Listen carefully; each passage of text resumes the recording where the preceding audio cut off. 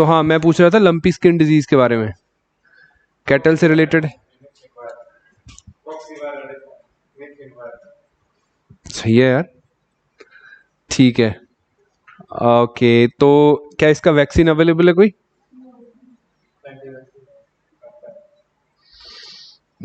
Actually वैसे तो ये नोवेल वायरस ही है कैटल्स में। नोवेल का मतलब कि नया है, 2-3 साल पुराना, ज़्यादा नहीं। इसका डायरेक्ट वैक्सीन, इस वायरस का वैक्सीन हमारे पास अवेलेबल नहीं है, लंपी स्किन डिजीज वाले का। हम लोग, it is similar to goat pox. Goat pox एक वायरस है जो कि रूमिनेंट, स्मॉल रूमिनेंट्स जो होते हैं, गोट्स, शीप वगैरह, उनको इफेक्ट करता है। उससे मिलता जुलता वायरस है, तो हम गोट पॉक्स वाला वैक्सीन, हमें लग रहा है कि उसके खिलाफ एंटीबॉडीज बना रहे हैं। बड़ी प्रेमिटिव रिसर्च है अभी, लेकिन आज जो वैक्सीन हम कैटल्स को दे रहे हैं वो गोट का वैक्सीन है। एक्चुअली गोट पॉक्स का है, गोट्स को ही लगता है वो। अब उससे रिलेटेड है ये वायरस, तो हमें लग रहा है कि उसका इफेक्ट यहाँ भी दिखेगा। कुछ रिसर्चेज ऐसा वेरीफाई भी कर रही हैं, लेकिन इम्यूनिटी बड़ा ब्रॉडर कॉन्सेप्ट है, वो इतनी जल्दी अंडरस्टैंड होता नहीं है, उस पर टाइम लगता है। लेकिन प्रेजेंटली ये डिजीज काफ़ी प्रॉब्लम क्रिएट कर रहा है लिव स्टॉक फार्मर्स के लिए, जो जैसे गुजरात से स्टार्ट हुआ, राजस्थान है अब, राजस्थान के बाद पंजाब हरियाणा पे काफ़ी ज़्यादा इफेक्ट आया, फिर यूपी एमपी में जाएगा, तो वहाँ तो लिव स्टॉक का काउंट भी बहुत ज़्यादा है, तो डेथ्स भी हो रही हैं, वो सारी दिक्कतें हैं। तो क्वेश्चन ऐसे आ जाते हैं कई बार, बहुत टाइम से न्यूज़ में चल रहा है और भी आएगा, तो कल आपने इसको कवर कर लिया है, ठीक है। तो आज हम लोग शुरू करते हैं जी, आज के टॉपिक्स, रिलेटेड टॉपिक्स आपने देखे होंगे आज के न्यूज़ में। क्या टॉपिक्स थे, क्या थे? इंडिया बांग्लादेश जूट प्रोडक्शन था, जूट के बारे में था, हाँ, इकोनॉमी पेज पे। तो इसके अलावा मेजर हॉट टॉपिक्स, देश में दोबारा धरने लगने शुरू हो गए, क्या हो गया? पता लगा? रेवड़ी कल्चर, हाँ, फ्री बीज पे इंडियन एक्सप्रेस में बहुत अच्छा पीस ऑफ आर्टिकल था, उसके रिलेटेड तो क्वेश्चन भी बना है एक आज, ठीक है। नहीं, एक ना बिल इंट्रोड्यूस किया है, बिल वैसे तो बहुत बार इंट्रोड्यूस हुआ है, इलेक्ट्रिसिटी अमेंडमेंट बिल 2003 का एक इलेक्ट्रिसिटी का एक्ट है, उसको सरकार 2014 से अमेंड करने की कोशिश कर रही है। जब जब इंट्रोड्यूस होता है थोड़ा बहुत हो हल्ला होता है, इस बार ज़्यादा हो गया। इस बार तो मतलब सरकारें भी खिलाफ बोल रही है, पंजाब की गवर्नमेंट बोल रही है कि ये फेडरल स्ट्रक्चर के ही खिलाफ है। संयुक्त किसान मोर्चा जो बोला हम लोग दोबारा धरने पे बैठ जाएंगे, पुतले तक फूके जा रहे हैं सेंट्रल गवर्नमेंट के, और इलेक्ट्रिसिटी को लेके काफ़ी बड़ा अपहेवल है। तो वो एक बड़ी न्यूज़ थी आज के न्यूज़पेपर में जो हमें डिस्कस करने लायक है, या इससे रिलेटेड एक दो चीज़ें और भी हैं जो हमें डिस्कस करनी है। तो शुरू करते हैं, रेवड़ी कल्चर पे भी बात करेंगे। एक बहुत इंपॉर्टेंट पीस ऑफ आर्टिकल इस पे आया है जो हमारे काम का है, या एक जनरल अंडरस्टैंडिंग मुझे देनी है कि मतलब दिस इज अ नेगेटिव शब्द रेवड़ी कल्चर जो हम यूज़ करते हैं, फ्री बी कल्चर, तो इसके अलग अलग पहलू क्या हैं उनको देखना है। हर एक चीज़ को सिंगल चश्मे से देखेंगे तो दिक्कत लगेगी ना। वी आर द एस्पायरेंट्स, हमें हर एक चीज़ के हर एक पहलू के बारे में जाना है, क्योंकि क्वेश्चन किसी भी थीम का आ जाता है। किसी एक ओपिनियन को लेके बैठे रहोगे, दूसरे पे क्वेश्चन आया तो आप लिख नहीं पाओगे अच्छे से। अभी आपको ओपिनियन डेवलप करने के साथ साथ हमें तो टॉपिक्स रेडी करने हैं। ओपिनियन डेवलप तो खुद ब खुद हो जाता है, हमें टॉपिक्स रेडी करने हैं, तो हर एक दिशा से जो पॉइंट्स हैं वो पता होने चाहिए। तो स्टार्ट करते हैं जी आज के जो मैं टॉपिक्स लेके आया। सबसे पहला टॉपिक है इलेक्ट्रिसिटी अमेंडमेंट बिल, जो इस बार लोकसभा में इंट्रोड्यूस हुआ, और उससे रिलेटेड अब एक कमेटी भी, चलो वो स्टैंडिंग कमेटीज को बिल जाते हैं, that's a common process, but देश में धरने लगने शुरू हो गए हैं। स्टेट की सरकारें स्पेसिफिकली, यहाँ जिन स्टेट्स में बीजेपी की गवर्नमेंट्स नहीं है, वो इसको लेके काफ़ी चिंता व्यक्त कर रहे हैं। तो एक बात बड़ी बड़ी क्लियरली आपको पता होनी चाहिए कि देश भर में जो चीज़ें सरकार के द्वारा करी जा रही हैं वो उतनी भी अच्छी नहीं है जितनी ये दिखा रहे हैं, और उतनी भी बुरी नहीं है जितनी ऑपोजिशन बता रही है। There are like middle grounds to things. हमें as a civil service aspirant issues को बेसिक लेवल से समझना होता है, करंट उसका क्या अपडेट है वो देखना। सो सबसे पहला इशू, मुझे ये बिल को पढ़ाना नहीं है, सबसे पहला इशू है कि देश में पावर जनरेशन से लेके एक एनटीपीसी के थर्मल प्लांट में कोयला जला के टरबाइन घुमाई, स्टीम बना के वहाँ से इलेक्ट्रिसिटी जनरेट हुई और आपके घर में आके एसी चल गया, बल्ब जल गया, वहाँ तक का प्रोसेस आपको पता होना चाहिए। फिर हम लोग देखेंगे कि ये बिल उसमें कहाँ फिट बैठता है या क्या क्या चीज़ें उसमें चेंज कर रहा है। तो आप जानते हैं इलेक्ट्रिसिटी डिस्ट्रीब्यूशन का कैसे चलता है, इलेक्ट्रिसिटी प्रोडक्शन या वो सारी चीज़ें। है किसी को आइडिया? डिस्कॉम्स क्या होती है? नॉर्मली ये सवाल ही डिस्कॉम्स पे खड़ा करता है, distribution companies. What are electricity discoms? Optical fibres में बेटा इंटरनेट आता है, बाकी ठीक है आपकी बात, वायर्स में ना, जो अपनी कॉपर वायर्स हैं, दूसरी वायर्स हैं। Optical fibre is a communication related cable. तो देखिए इलेक्ट्रिसिटी का अगर हम एक ब्रॉड सा फंडा देखें, ये it's the screenshot of India's power industry, not like सरकारी private, it's a screenshot of whole power industry of our India, जिसमें आप स्टार्टिंग देखेंगे तो इनपुट्स हैं। इनपुट्स कहाँ से? हम कोल से पावर जनरेट करते हैं, हम ऑयल से भी करते हैं, हम गैस से भी करते हैं। बेसिकली पावर जनरेशन का फंडा क्या है? टरबाइन घुमानी है, टरबाइन घूमेगी तो वो इलेक्ट्रिसिटी जनरेट कर देगी। ये तो फिजिक्स का सिंपल फंडा है। टरबाइन घुमाने के लिए हम कोयला जला रहे हैं, हम ऑयल जला रहे हैं, हम गैस जला रहे हैं। या टरबाइन घुमाने के लिए हम लोग हाइड्रो पावर यूज कर रहे हैं, पानी गिरा रहे हैं, उस पर टरबाइन स्वेरल बनता है, वहां पे भी टरबाइन घूमती है। या हम लोग रेडियो एक्टिव एलिमेंट्स को यूज कर रहे हैं, कंट्रोल्ड न्यूक्लियर फिजन का इस्तेमाल किया जा रहा है, रिएक्टर्स में हीट जनरेट हो रही है, हीट से स्टीम बनता है, स्टीम से अगेन टरबाइन घूमती है। या हम लोग सोलर पैनल्स, विंड मिल्स उनको चला रहे हैं। सोलर पैनल्स टरबाइन नहीं घुमाते, वो केमिकल एनर्जी का इस्तेमाल करते हैं। विंड मिल्स अगेन वो घूमती हुई रोटेटरी टरबाइन है। इसके अलावा भी सोर्सेज है, लेकिन वो हम लोग यूज नहीं करते, जैसे टाइडल वेव्स को यूज करके या इस तरीके की और चीजों को यूज करके किया जा रहा है। But primarily these are the inputs जो पावर इंडस्ट्री लेती है। अब भारत में ये जो तीनों है ये थर्मल पावर का पार्ट बनेंगी। थर्मल पावर हम लोग यूज कर रहे हैं हीट जनरेट करके। तो इस सेंस में 65% of source of our power is coming from thermal only, और उसका भी जो मेजर पार्ट है वो जा रहा है कोल से। तो जब हम बात करते हैं कि देश में, इंडिया में कोल जो है वो 2040 तक या उस टाइम तक भी हम लोग कोल मुक्त नहीं हो सकते, तो उसकी कहानी यहां से शुरू होती है। Power consumption day by day बढ़ रहा है, और पावर का प्रोडक्शन जो है, मेजॉरिटी जो है हम थर्मल पावर प्लांट से दे रहे हैं, जिनका मेजर सोर्स जो है वो कोल है। धीरे धीरे उसको गैस में कन्वर्ट किया जा रहा है, बट उसका पेस स्लो है, पहली बात। दूसरे जो सोर्सेज हैं वो जैसे हाइड्रो इलेक्ट्रिसिटी है तो 22% है, न्यूक्लियर है तो सिर्फ 3% है, रिन्यूएबल जो सोलर, बायोमास, विंड पावर वगैरह वो अभी तक 10%, लेस देन 10 ही है, राइट। अब ये है पावर जनरेशन, कि पावर जनरेट होगी। एक थर्मल प्लांट लगाया, या एक जो भी हमारा हाइड्रो इलेक्ट्रिक प्लांट था या न्यूक्लियर रिएक्टर था, उसने इलेक्ट्रिसिटी प्रोड्यूस कर दी। अब एक रिलायंस का प्लांट था, मान लीजिए, उसने इलेक्ट्रिसिटी प्रोड्यूस कर दी। अब उसके बाद का प्रोसेस क्या है?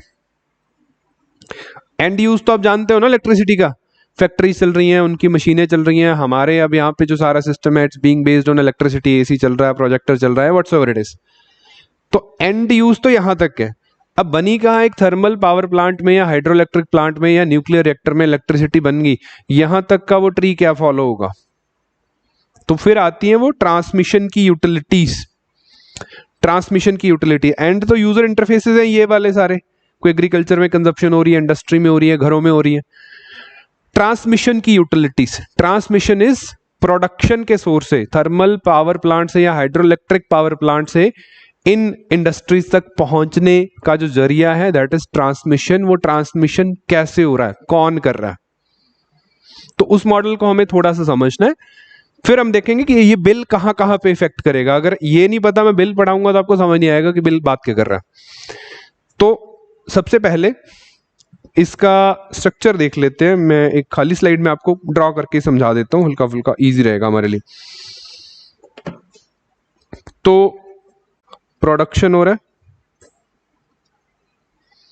अब प्रोडक्शन से there is a like end consumer, ये एंड कंज्यूमर है। इसके घर में कोई भी बल्ब लगा है जिसको हमें जलाना है ना, बेसिकली यही समझना है, यही फ्लो तो समझना है। अब ये है किसी स्टेट में, लेट अस से उड़ीसा, कालाहांडी, ऐसे एरिया जहां आज भी लाइट नहीं है ना, तो उस एरिया में ये बैठा है। अब यहां तक पहुंचने के लिए there is a like state involve. ये ट्रांसमिशन होगा, उड़ीसा की एक अपनी स्टेट की पावर डिस्ट्रीब्यूशन कंपनी होगी, डिस्कॉम बोलते हैं हम लोग, पावर डिस्ट्रीब्यूशन कंपनीज को डिस्कॉम बोलते हैं।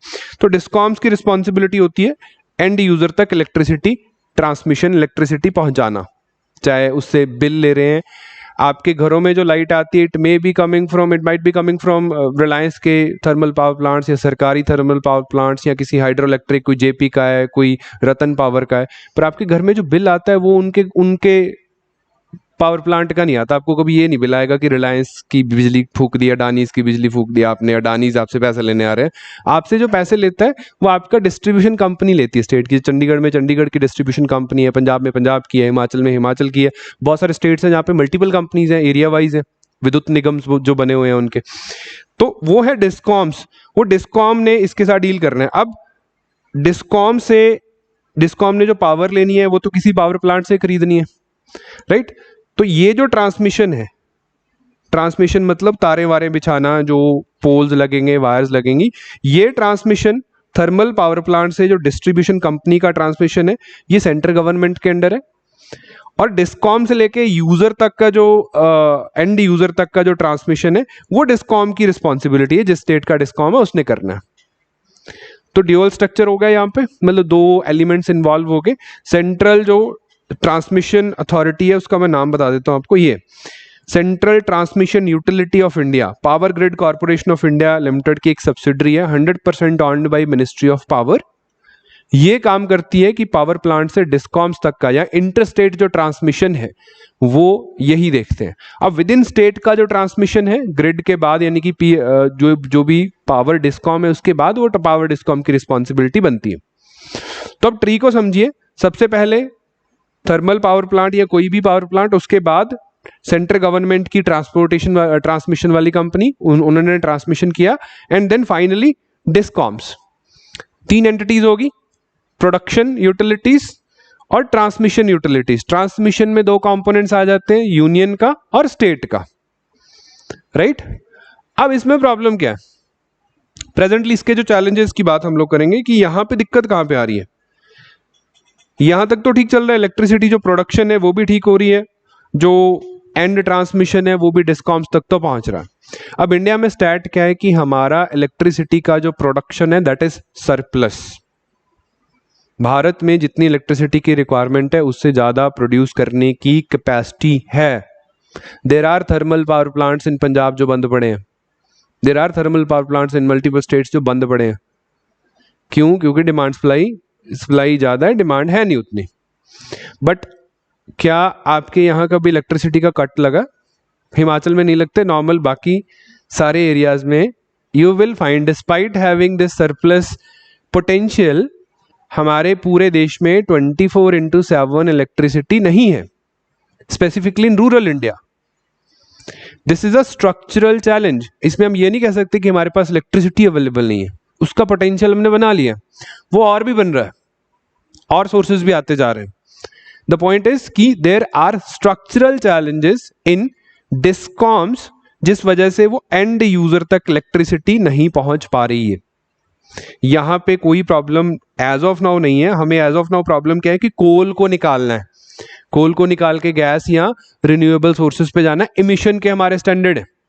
लेकिन economically there is no such challenge in the production of electricity.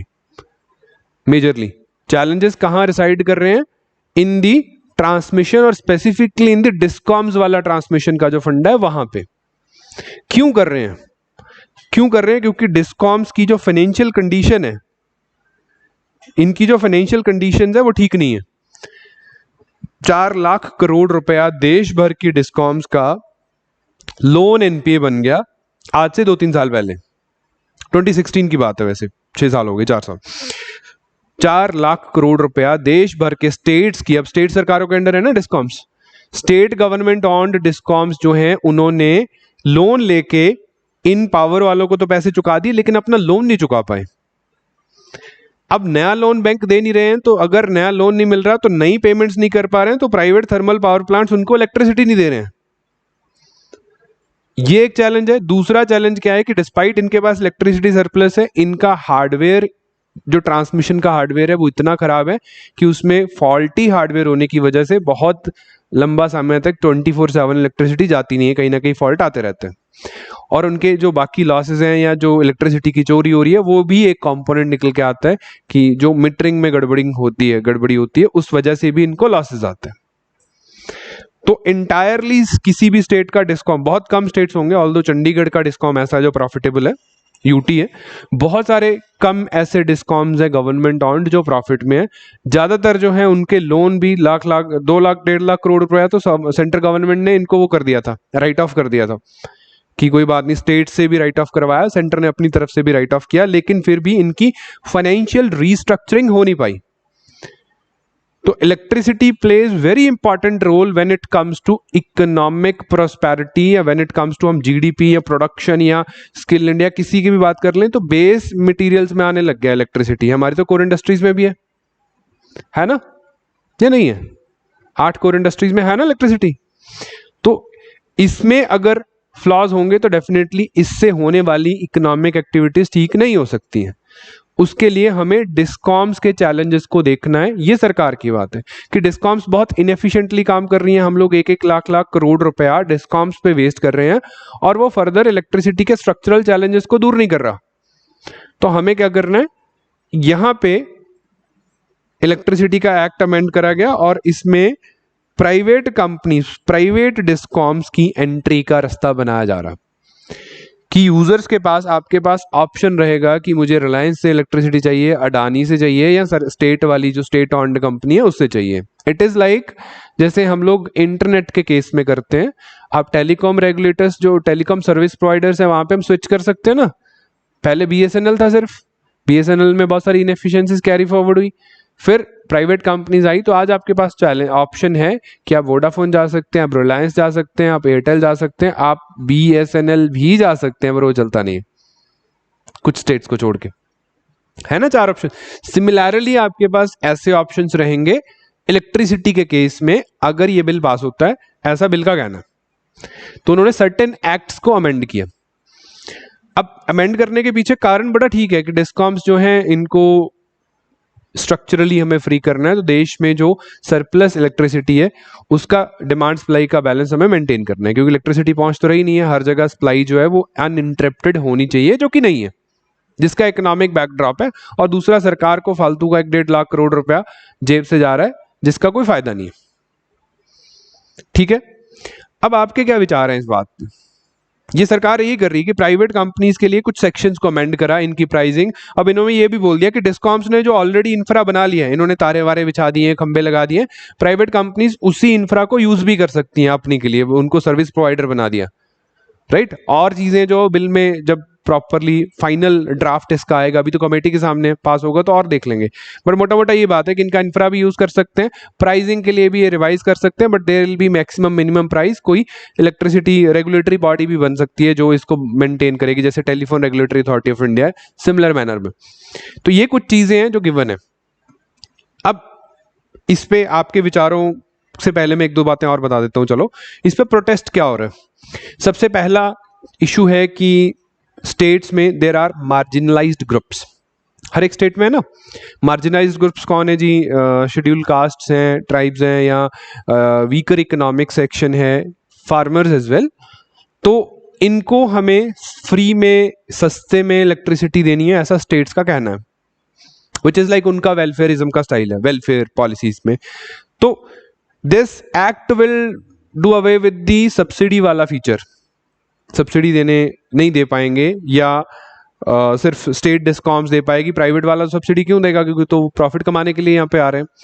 तो उनका सब्सिडी का जो वेलफेयर पॉलिसीज है वो बैडली इफेक्ट होंगी, स्टेट्स का ए। बी, फार्मर इसी बात पे प्रोटेस्ट कर रहे हैं कि अगर उनकी सब्सिडीज उड़ गई तो फिर उनके इकोनॉमिक कॉस्ट बढ़ जाएंगे, क्योंकि पानी पंप आउट करने के लिए, इरीगेशन के लिए इलेक्ट्रिसिटी का ठीक ठाक यूज है। ठीक है।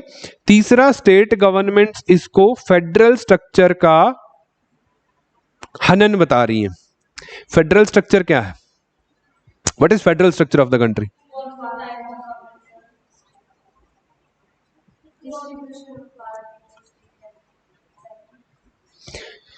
तो देखिए, यहां पे यूनियन गवर्नमेंट है, यहां पे स्टेट गवर्नमेंट है ना।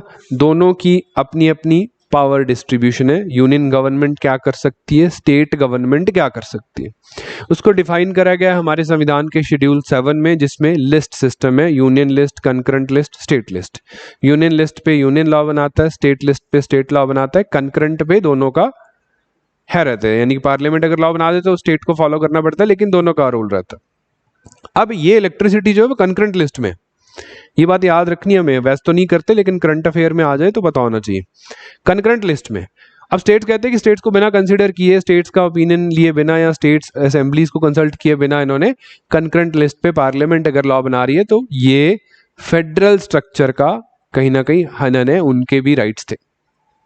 ये स्टेट्स का प्रोटेस्ट है। तो ये तीन पहलुओं पे प्रोटेस्ट हो रहा है। अब virtually this is privatisation of electricity distribution sector. Electricity production has already been privatised. ये जो मेजर ट्रांसमिशन है इतने है नहीं कुछ ज्यादा करने लायक। अब बचता है स्टेट का डिस्ट्रीब्यूशन का, जो डिस्कॉम्स का मॉडल है। अब डिस्कॉम्स आर बीइंग प्राइवेटाइज्ड और private players are allowed to enter in the distribution segment along with the states. Just like BSNL के साथ हमने एयरटेल, वोडाफोन, हच होता था उस टाइम ना, हच मोबाइल को, स्पाइस मोबाइल को, बहुत सारी प्राइवेट कंपनीज को अलाउ कर दिया कि आप भी सिम कार्ड बेच सकते हैं। सिमिलरली हम लोग इलेक्ट्रिसिटी में कर रहे हैं। तो what are your views on this? Normally आधा देश प्राइवेटाइजेशन के खिलाफ है, आधा देश इसके साथ है। आपके क्या मतलब हैं क्लास में, लेफ्ट विंग राइट विंग है अपने? कितने लोग हैं जिनको लगता है कि प्राइवेटाइजेशन ठीक है, कितने लोग हैं जिनको नहीं लगता? हम फिर रेवड़ी कल्चर का डिबेट भी इसी के साथ शुरू हो जाएगा, आगे है वो मेरे पास, कि जो फ्रीबीज की हम लोग बात कर रहे थे वो भी मेरे पास टॉपिक कंटिन्यूशन में ही है। जो टॉपिक्स मैंने आपको बताया ना, नॉर्मली जो चेंजेस हैं वो मैंने लिख दिए यहाँ पे याद भी कर सकते हो। जो पिक्चर मैंने धुंधली सी बनाई थी ये साफ भी बनी हुई है। ट्रांसमिशन यूटिलिटीज की बात कर रहे थे ना, ये सेक्शन 42 में अमेंडमेंट हो रहा है या सेक्शन 14 में अमेंडमेंट हो रहा है, या ये जो आइटम 38 है लिस्ट ऑफ कंकरेंट, ये चीजें हम लोग डिस्कस कर चुके हैं, सो दैट आपकी आसानी के लिए अभी ऐड करिए। अब आप बताइए मुझे, अदर देन कि हम फ्रीबीज का डिबेट पे जाएं, तो व्हाट आर योर व्यूज कि इलेक्ट्रिसिटी को प्राइवेटाइज किया जाना चाहिए? कितने लोग पक्ष में हैं, आपके ओपिनियंस? नहीं किया जाना चाहिए, कितने लोग पक्ष में, उनके ओपिनियंस? फोन अ फ्रेंड का ऑप्शन नहीं है।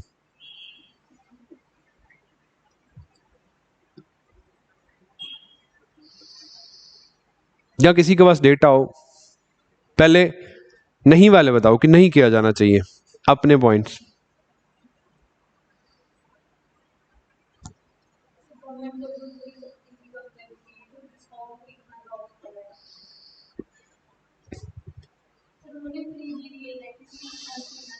नहीं, फ्री दिए तो डिस्कॉम्स को तो सरकार अपनी जेब से पे करती है ना।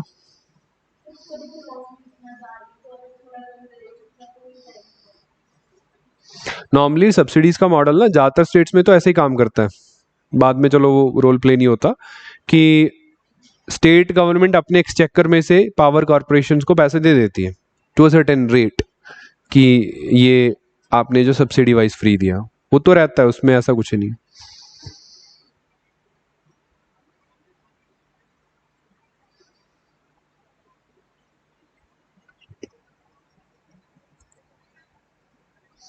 इनके लॉसेस ज्यादा ट्रांसमिशन के लॉसेस होते हैं, ट्रांसमिशन के ANT लॉसेस बोलते हैं इनको, एग्रीगेट ट्रांसमिशन लॉसेस ज्यादा होते हैं। ट्रांसमिशन के दौरान जो इनके पैसे लग जाते हैं वो नहीं रिकवर होते, या जो हार्डवेयर के लॉसेस हैं। सब्सिडीज वाइज तो स्टेट गवर्नमेंट पे बर्डन होता है, डिस्कॉम्स पे नहीं होता। वो सब्सिडीज का बर्डन स्टेट पे होता है, स्टेट की सरकार ने अपने बजट में से देना है वो सब्सिडीज का पैसा, वो पावर कॉर्पोरेशन को तो मिल जाता है। जैसे अभी पंजाब की बात करें तो इन्होंने बसेस फ्री कर दी, वुमेन के लिए बसेस फ्री कर दी, पर वुमेन को टिकट तो अभी भी मिलता है। जब आप फ्री बस राइड लेते हो तो टिकट तो आपको मिलेगा, या वो कंडक्टर टिकट काट के अपने पास रखेगा, वो टिकट पंजाब सरकार को जाती है, वो पैसे देते हैं। रोडवेज थोड़ी ना घाटे में जा रहा है, राइट? घाटे में कौन जा रही है? सरकार, उसकी जेब से पैसा जा रहा है जो शायद उनके काम नहीं आएगा कहीं भी। That's a freebie.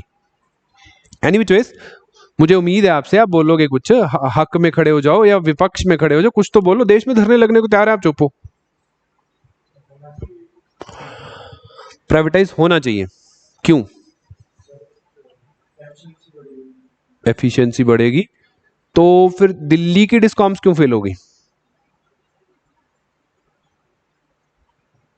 दिल्ली में प्राइवेट थी तो मतलब वहां तो ये मॉडल काम नहीं करा, जैसे नई सरकार आई तो वहाँ काफ़ी दिक्कतें रही हैं, अभी भी इलेक्ट्रिसिटी नहीं है बहुत सारे एरियाज में। एफिशिएंसी किस मैनर में बात कर रहे हैं हम लोग?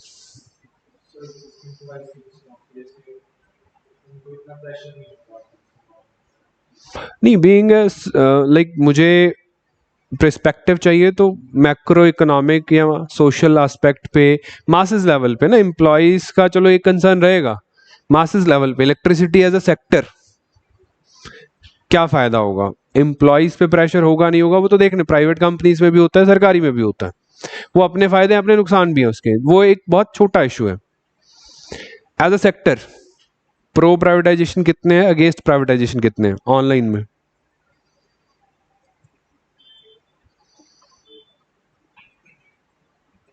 इतनी मायूसी वाली बात तो ना थी। चलो अगला डिबेट भी इसी पे था।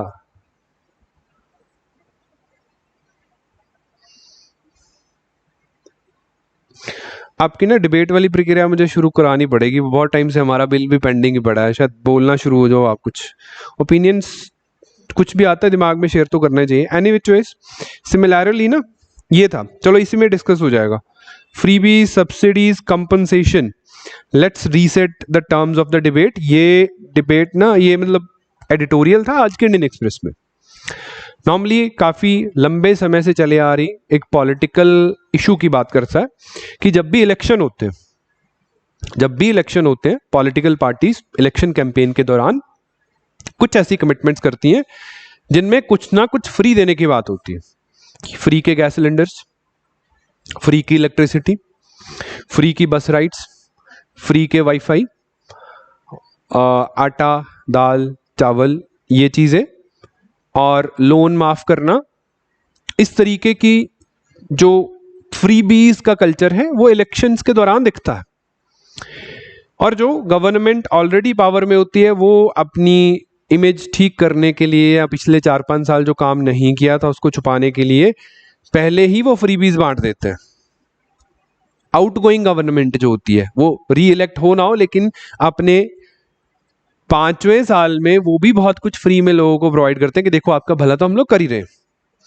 तो this is a freebie debate in the politics की व्हाट इज दिस, क्या है, क्यों होना चाहिए। इस पे रिजर्व बैंक ऑफ इंडिया की सर्टेन रिपोर्ट्स आई जिन्होंने बोला कि स्टेट्स के जो फाइनेंशियल स्ट्रक्चर हैं वो इस तरीके की फ्री इलेक्ट्रिसिटी लोन वेवर की जो चीजें हैं उसको सस्टेन नहीं कर पाएंगे। स्टेट जो है उनका फाइनेंशियल बर्डन और बढ़ जाएगा क्योंकि स्टेट्स का रेवेन्यू तो उतना ही है। हम लोग फ्री के खर्चे स्टेट्स अगर पैदा कर रहे हैं तो वो पैसा कहाँ से आएगा, है ना। लेट अस से एक स्टेट का जो बजट है वो 1.5 लाख करोड़ है। 1.5 लाख करोड़ इज लाइक हरियाणा जितना स्टेट है, 1.5 लाख करोड़ रुपया बजट है। हिमाचल है तो आपका 50,000 करोड़ का बजट होता है, पंजाब है तो उनका शायद 70-80 हज़ार करोड़ का बजट होता है। तो ये जो बजट का आंकड़ा है, अगर आपका रेवेन्यू 50,000 करोड़ है, आप खर्चे 60-70 हज़ार करोड़ के करे जा रहे हो, तो वो जो डेफिशिट है वो कहाँ से आएगा, लोन लेगा ना स्टेट। फिर वो लोन का अमाउंट बढ़ता जाएगा, अल्टीमेटली उसको पे करना, तो स्टेट के फाइनेंसेस बुरे हालात में चले जाते हैं। तो अगेन सेंट्रल गवर्नमेंट को या तो रेस्क्यू पे आना पड़ता है या स्टेट गवर्नमेंट डेट ट्रैप में आ जाती है। डेट ट्रैप इसको बोलते हैं, डेट ट्रैप एक शब्द है बहुत बार पेपर में आया। डेट ट्रैप क्या होता है? डेट ट्रैप जैसे हम दोस्तों में आपस करते हैं ना, किसी से 5,000 लिया, एक दोस्त से लेके खा लिया, अब वो वापस मांग रहा है, किसी दूसरे दोस्त से 5,000 लेके उसको दे दिया, राइट। जब वो वापस मांगेगा किसी तीसरे से लेके दे दिया, तो दिस इज डेट ट्रैप। हमारा कोई लाभ नहीं हुआ लेकिन वो 5,000 रुपया घूम रहा है वहां से यहाँ वहां से, दैट्स अ डेट ट्रैप। कि एक लोन चुकाने के लिए दूसरा लोन लेना पड़ गया, वो चुकाने के लिए हमें तीसरा लेना पड़ेगा। स्टेट्स इकोनॉमी डेट ट्रैप में चली जा रही है। और ये क्यों हो रहा है? बिकॉज इलेक्टोरल पॉलिटिक्स के दौरान हमारे पॉलिटिशियंस इस तरीके की कमिटमेंट्स या इस तरीके की पॉलिसी मेकिंग करते हैं जो वोटर एज एन एजेंसी उसको मैनिपुलेट कर रहे हैं, वोटर के डिसीजन मेकिंग को मैनिपुलेट करने की कोशिश कर रहे हैं कि उनको वोट करे, शॉर्ट टर्म चीजों को देख के उनको वोट करे। तो ये बहुत बड़ा डिबेट, अब आरबीआई भी इसके खिलाफ है, सुप्रीम कोर्ट में भी एक पिटीशन गई कि ये फ्रीबी कल्चर है जिससे लॉन्ग रन में स्टेट की इकोनॉमीज का नुकसान हो रहा है, तो वो बंद होना चाहिए। अब सुप्रीम कोर्ट ने भी इसका संज्ञान लिया है, बहुत सारे पहलुओं पे बात हुई है। तब इसके उल्टा गवर्नमेंट जो है वो पॉलिटिकल एंटिटीज ये कह रही है कि जुडिशरी का काम ही नहीं है। जुडिशरी का काम क्या है? लॉ को कॉन्स्टिट्यूशन को इंटरप्रेट करना, जो लॉज हैं उनका देखना लोगों को कि लॉ ठीक फॉलो हुआ है नहीं हुआ। This is judicial over reach in the worst manner, कि जो जजेस जो हैं वो डेमोक्रेसी की फंक्शनिंग पे घुसाए हैं। सरकार का ओपिनियन है डेमोक्रेसी इज कि इलेक्टोरल जो हमारे लोग हैं, इलेक्टोरल जो हमारा काउंट है, इलेक्टोरल कॉलेज जो आप लोग हो, और इलेक्टोरल रिप्रेजेंटेटिव्स, ये उनके बीच का इंटरेक्शन है। आप चाहे जिसको मर्जी चुने, मैं आपको कुछ भी ऑफर करूं, मैं आपका नेता हूं, मैं आपको कुछ भी ऑफर कर सकता हूं, आप किसी भी चीज पे वोट डाल सकते हैं। जजेस को यहाँ नहीं घुसना चाहिए, which is a judicial overreach, जो कि गलत है। जुडिशियल एक्टिविज्म को हमेशा नेगेटिव सेंस में लेती है सरकार, कि जजेस एग्जीक्यूशन में आ जाते हैं तो गड़बड़ होती है, उनको नहीं पता कैसे चीजें प्रैक्टिकली काम करते हैं। बट अगेन वही हमारे बीच ये डिबेट का टॉपिक है कि ये फ्रीबीज का जो कल्चर है ये क्या है एक्चुअली, व्हाट इज दिस, ये होना चाहिए, नहीं होना चाहिए, किस लेवल पे होना चाहिए, या ये क्यों है, और क्या इससे इफेक्ट होता है। मैं आपको बोलूं कि मैं आपको 6 महीने का इंटरनेट फ्री दूंगा, आप मुझे वोट करिए, आप करेंगे? मतलब अगर जीतूंगा तो करूंगा, that will be a freebie. If I am a neta, मैं 5 साल आपके पास आया ही नहीं, 4.5 साल 6वें महीने पहुंच रहा हूं और बोल रहा हूं कि अगली बार अगर मैं जीता तो आपको 6 महीने का इंटरनेट फ्री मिलेगा। या मैं ये करता हूं कि जाते वाले 6 महीने अगर हमारी सरकार है, ये वाले 6 महीने फ्री इंटरनेट चला लो, या फ्री स्मार्टफोन दे दूंगा अगर जीत गया। ऐसी बातें करते हैं ना। पीपीसीसी जो पिछली पंजाब कांग्रेस है, उनके सीएम कैंडिडेट्स ने ये अनाउंस किया था कि फ्री में स्मार्टफोन मिलेंगे अगर मैं जीत गया। वो जीत भी गए, स्मार्टफोन भी नहीं मिले किसी को, है ना। तो ये जो फ्रीबीज के प्रॉमिसेस हैं, आपके हिसाब से कितना इफेक्ट करते हैं ये पॉलिटिकल प्रोसेस को? We are a democracy, second largest democracy, second largest क्या, लार्जेस्ट डेमोक्रेसी। अब डेमोक्रेटिक प्रोसेस में बहुत ही एक लाइक सेक्रेड प्रोसेस है, जहां हम कहते हैं कि हम हमारा नेता खुद चुन रहे हैं। अब नेता चुनने के लिए हमारा decision it is based on a smartphone, कि जो स्मार्टफोन दे रहा है वही हमारा नेता होगा, है ना। इट्स लाइक भेड़ें, कि जो कंबल दे रहा है वही हमारा नेता होगा। अब कंबल बना है ऊन से, ऊन कहां से आ रही है? तो ये एज अ डेमोक्रेसी प्रोसेस, पहली बात क्या ये चीजें आपको लगता है इफेक्ट करती हैं? यस और नो? करती हैं। आपको शायद सिटीज में बैठ के ये बात थोड़ी सी ऑकवर्ड लग रही हो, लेकिन अगर आप वोटर्स का काउंट देखेंगे, पहली बात 100% टर्नआउट कभी नहीं होता इलेक्शंस में, 60-70 में वेरी करता है। ऊपर वाले जो 30 हैं जो वोट नहीं करते, वो कौन है? वो है अपर क्लास। कभी भी ये नहीं होगा कि हमारी lower class of the economy vote ना करे। Upper class of the economy और अपर मिडिल क्लास, ऐसे लोग बहुत सारे लोग हैं ना यहाँ नॉर्थ के, जो साउथ में जॉब करते हैं। कोई हैदराबाद में बैठा है, कोई बेंगलोर में बैठा है ना। बहुत सारे लोग हैं जो अब्रॉड भी। अब एक हैदराबाद में बैठा बंदा जो ऑलरेडी अपने आईटी के प्रोजेक्ट्स में इतना बिजी है, उसको बोलें कि इलेक्शन है भाई आ जा, 10,000 की फ्लाइट है वन साइड, वो क्यों आएगा? वो नहीं आते ना लोग। मैं खुद नहीं गया वोट डालने। तो अब उस प्रोसेस में वो भी बाहर हो गया। बचा कौन है? Lower middle class and the lowest strata of the society. अब वो है वोटर्स। उनकी decision making is narrowly focused on the basic things, basics, roti kapda makaan, education, health, और दिखने वाला वेलफेयर, कि भाई ये फ्री में मिल रहा है। फार्मर क्लास है, सबसे बड़ा चैलेंज क्या है? Loans, right. पुअर क्लास है तो उनके लिए बेसिक अम्यूनिटीज, पानी नहीं है घर पे, साफ पानी नहीं आ रहा है, या बच्चों को स्कूल का कुछ नहीं हो रहा है, या उनके जो आवास हैं, घर हैं, वो टूटे हुए हैं, या व्हाट्सोएवर इट इज, है ना।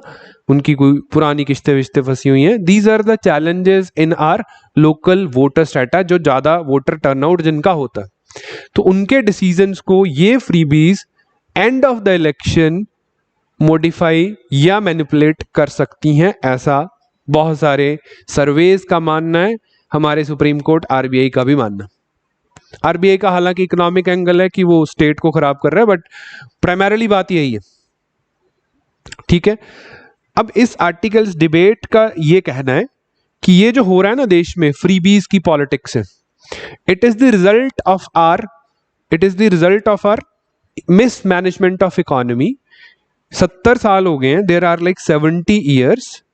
ये हमारी गवर्नमेंट की बेसिक नीड्स थी, बेसिक रिक्वायरमेंट थी कि लोगों को इतनी इनकम जनरेट हो कि वो अपने बेसिक्स खरीद सकें। रोटी कपड़ा मकान हेल्थ एजुकेशन, 5 चीज़ों, हर एक बंदे की जेब में इतने पैसे होने चाहिए कि वो ये 5 चीज़ें अफोर्ड कर सके।